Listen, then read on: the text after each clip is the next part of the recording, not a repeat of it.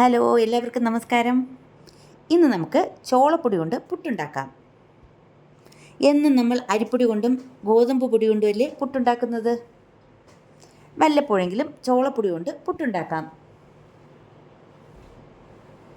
നമുക്ക് വീഡിയോയിലേക്ക് പോവാം. ഞാനിവിടെ ഡബിൾ ഹോഴ്സിൻ്റെ ചോളം പുട്ടുപൊടി എടുത്തിട്ടുണ്ട്.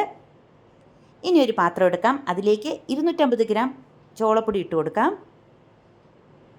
ആവശ്യത്തിന് ഉപ്പും കൂടി ഇട്ട് കൊടുക്കാം. ഏത് കപ്പിലാണോ മാവെടുക്കുന്നത് അതേ കപ്പിൽ തന്നെ 1 കപ്പ് വെള്ളവും കൂടി എടുക്കാം. വെള്ളം കുറേശ്ശായിട്ടൊഴിച്ച് നനച്ചു കൊടുക്കാം. 70-80 കാലഘട്ടങ്ങളിൽ പഠിച്ചിരുന്നവർക്ക് അറിയാൻ പറ്റും, സ്കൂളുകളിൽ ചോളപ്പൊടി കൊണ്ടുള്ള ഉപ്പുമാവ് ഉണ്ടായിരുന്നു. കുറേശ്ശായിട്ട് നനച്ചു കൊടുക്കാം. വെള്ളം കുറച്ച് കൂടിപ്പോയാലും കുഴപ്പമില്ല.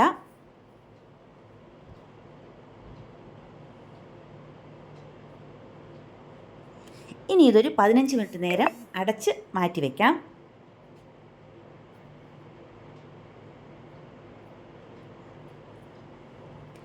ഇപ്പം 15 മിനിറ്റ് കഴിഞ്ഞിട്ടുണ്ട്.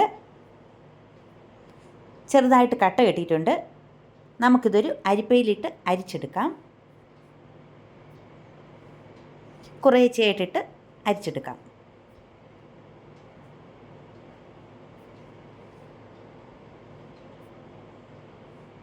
ഇപ്പം ഞാനിത് എല്ലാം അരിച്ചെടുത്തിട്ടുണ്ട്.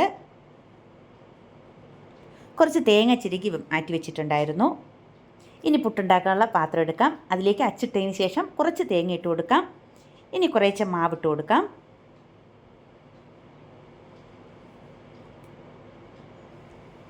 അതിൻ്റെ മുകളിലും കുറച്ച് തേങ്ങ ഇട്ട് കൊടുക്കാം. ഞാൻ നേരത്തെ കുറച്ച് വെള്ളം തിളപ്പിക്കാൻ വെച്ചിട്ടുണ്ടായിരുന്നു കുക്കറിൽ. ഇനി അതിൻ്റെ പുറത്തേക്ക് ഇത് വെച്ച് കൊടുക്കാം. കുറച്ച് നേരം അവിടെ ഇരുന്ന് വേവട്ടെ. ഒരു 10 മിനിറ്റ് നേരം വേവട്ടെ.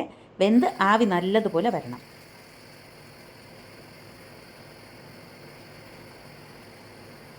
ഇപ്പോൾ ആവി വന്നിട്ടുണ്ട്.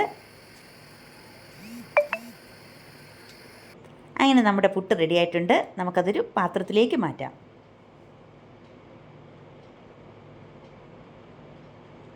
ഇനി അടുത്തതും നമുക്ക് അതുപോലെ തന്നെ ചെയ്യാം.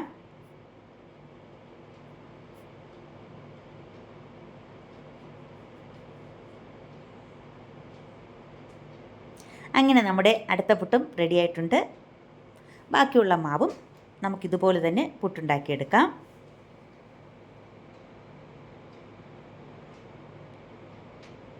അങ്ങനെ നമ്മുടെ ചോളപ്പൊടി കൊണ്ടുള്ള പുട്ട് റെഡി ആയിട്ടുണ്ട്. ഇതെല്ലാവരും ഒന്ന് ഉണ്ടാക്കി നോക്കണം. ഈ വീഡിയോ കണ്ട് ഇഷ്ടമായാൽ എല്ലാവരും ലൈക്ക് ചെയ്യണം, ഷെയർ ചെയ്യണം, സബ്സ്ക്രൈബ് ചെയ്യണം. Thank you.